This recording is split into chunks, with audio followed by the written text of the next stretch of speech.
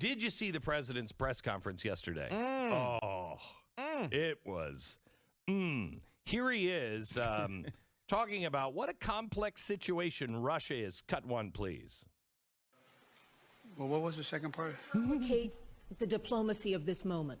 No, I don't think it does. You know, the fact is that we're in a situation where what complicates the situation at the moment is the escalatory efforts of Putin to continue to engage in carnage, the kind of behavior that that makes the whole world say, "My God, what is this man doing?" Yeah, that's what complicates things a great deal. And what? But I don't think it complicates it at all. Okay, all right. So it complicates it, but it doesn't really complicate it at all. Yeah, his actions don't complicate things at all. At all. I wish people would stop saying that. Here he is, cut 3. Are you worried that other leaders in the world are going to start to doubt that America is back if some of these big things that you say on the world stage keep getting walked back? What's getting walked back? It made it sound like just in the last couple days, it sounded like you told U.S. troops they were going to Ukraine. It sounded like you said it was possible the U.S. would use a chemical weapon, and it sounded like you were calling for regime change in Russia, and we know none of the three occurred. So when you said you're going to see when you're there, you were not intending to I was referring to meeting with and talking with the Ukrainian troops who were in Poland. And when you said a chemical weapon used by Russia would trigger a response in kind. It will trigger a significant response. What does that mean? I'm not going to tell you. Why would I tell you? You got to be silly. In kind has a meaning. Wants to know. The world wants to know a lot of things. I'm not telling them what the response would be. Then Russia knows the response. You did tell them what the response would be. You said in kind. That's what it means. It's not just a collection of words. They mean things. That's what words do. No, words are violent. And I want to know, where in Poland are we seeing women and children standing up to tanks? Where is that happening in Poland? No, he's dead. He was referring to... Here, let me play. Please play cut 2, please. I was talking to the troops. We were talking about helping train the troops that are the Ukrainian troops that are in Poland. Okay, got it. Right. Stop. He was training the Ukrainian troops. Was he talking to that were in Poland? Right. Which is not something anyone knew until this press conference. Another massive gaffe. Well, they're walking it back. They're walking it back. No, they're not walking it back. They're not? They walk it back. He says something. Yeah. The media spends multiple days going through a cycle with the press office where they tell the media, hey, we got to walk this back. Here's what we needed to come out. They dutifully go along with it. And then when they ask the president about it, he says, I'm not walking anything back. Right. Whenever this stuff happened with Trump, they complained about it constantly and said it was the most unprofessional thing you could possibly imagine. And it happens every day with Biden, and no one cares. And it's kind of big things. Here he is, cut 4. Do you believe what you said, that Putin can't remain in power? Or do you now regret saying that because your government has been trying to walk that back? Did your words complicate matters? Well, you asked 3 different questions. I'll answer them all. Number 1, I'm not walking anything back. The fact of the matter is I was expressing the moral outrage I felt toward the way Putin is dealing in the actions of this man. Just brutality of it. Half the children in Ukraine. I just come from being with those families. And so, but I want to make it clear, I wasn't then, nor am I now, articulating a policy change. I was expressing the moral outrage that I feel, and I make no apologies for it. That's not okay as president. My personal feeling. Oh, okay. So it's just his personal feeling. Wait, when has that become an okay thing to do? When you're president of the United States, you don't just blurt out your personal feelings. Almost all of your job is to not say your personal feelings and instead articulate policy change. Well, now, what do you mean almost all your job? That is your responsibility. And when you're making a speech on foreign soil about a foreign conflict that you keep saying you're more involved in than our official policy. Right. And then you make statements about what could be I mean, certainly everyone in the world remembers previous wars where we've had regime change as our goal. You come out here and you say Libya.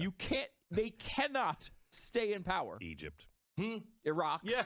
There's a lot of examples. Afghanistan. Yeah. Other than that. Other than that.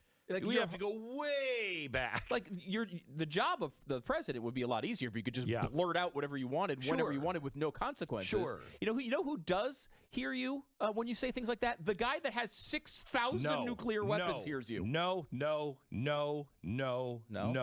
Listen, let's get some perspective from Don Lemon, who's strangely still on the air. Listen to this.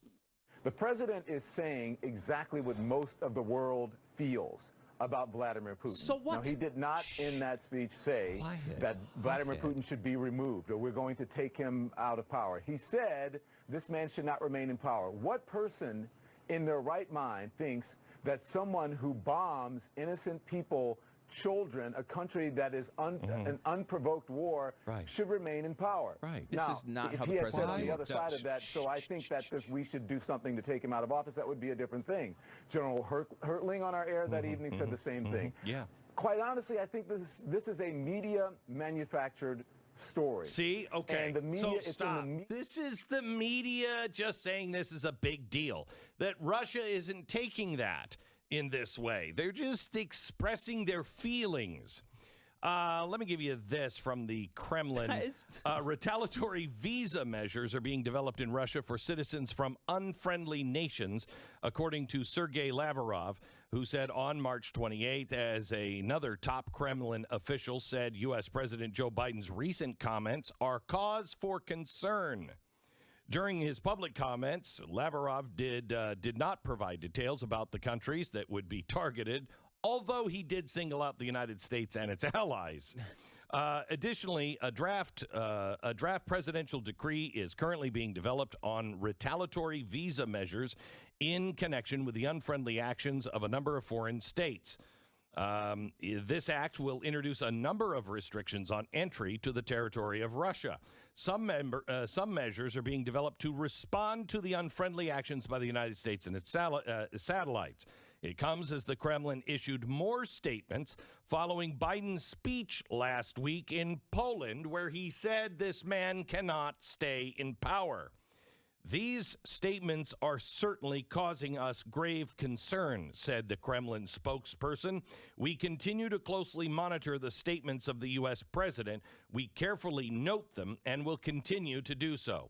Now, I'm not sure if anybody at CNN or anyone in the White House know, but when you talk to your intelligence people, they will come in with a briefing, and you're going up against war or you're going into a meeting, and you'll have all of the experts on, let's say, that president that you don't know for sure. They're experts because they've listened to every word.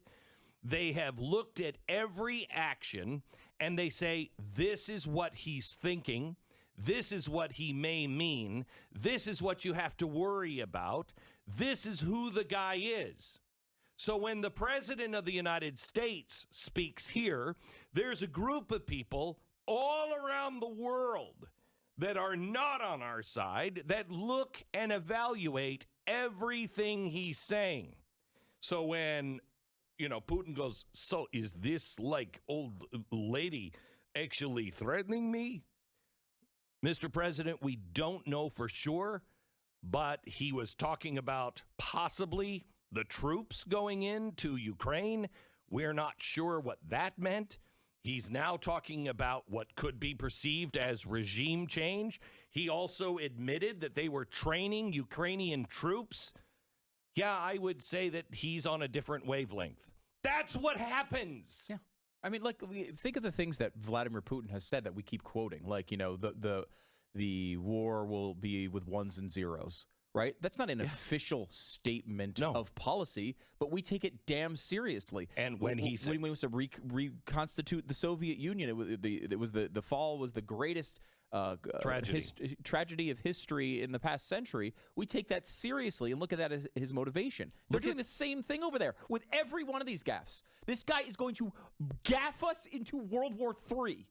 He is literally in the middle of gaffing us into getting nuked. I really don't think that these are gaffes. I really think, no. Listen, what he just said. No, that was my personal feeling. Okay, well, personal feelings become policies. Yeah, when you are the commander-in-chief of the military, yes. Right. So when he says things like, I mean, it's only reasonable. This may not be what he's doing, but it is only reasonable if you are assessing someone. You look at what they say, look at what they do. Look at the sanctions that we've just put on. They are unlike any other sanctions ever. Then he says, we're in a long war. People should brace for years of war. Okay, what does that mean? Then he says all of these things out loud. I was just thinking, no, you read it wrong. Well, there's going to be a lot of people that read it wrong, and they might have nuclear weapons.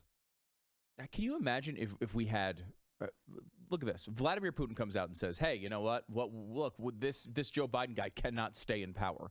Can you imagine what a serious moment that would be? We found like 4 Facebook ads that say they wanted to screw with our elections, and it was an international incident that lasted multiple years in an impeachment. Exactly right. And look at what Putin said in response to this speech. Putin came out yesterday and started talking about how the United States is trying to erase all history and culture, Russian culture, from the West. Okay, well, can you imagine, reverse this situation, imagine if that was happening to us, and our president said they're trying to erase us from history, all of our accomplishments, all of our cultural, we're getting rid of Gershwin. We're getting rid of, Uncle Tom's Cabin. We're getting rid of all of American culture. I don't know. I would think the people would rally around that president who said, we got to fight this because they're erasing us. Of course we would. That's what we just handed him. Oh, and by the way, they're also trying to take me out. There's a coup against me. I'm not worried about that. I'm just staying focused on what we have to do because I'm here for the America that has changed the world. You think the people are going to support which one? Tell me, which one? They're going to support the president against the enemy that is saying crap like we're saying. And I'm telling you, the president has feelings, and his feelings, he doesn't understand the difference between his inside voice and his outside voice. But your inside voice is really important if you're president. But if you express that on your outside voice, it's very logical to assume that your inside voice is what you're telling others inside of secret rooms with secret meetings.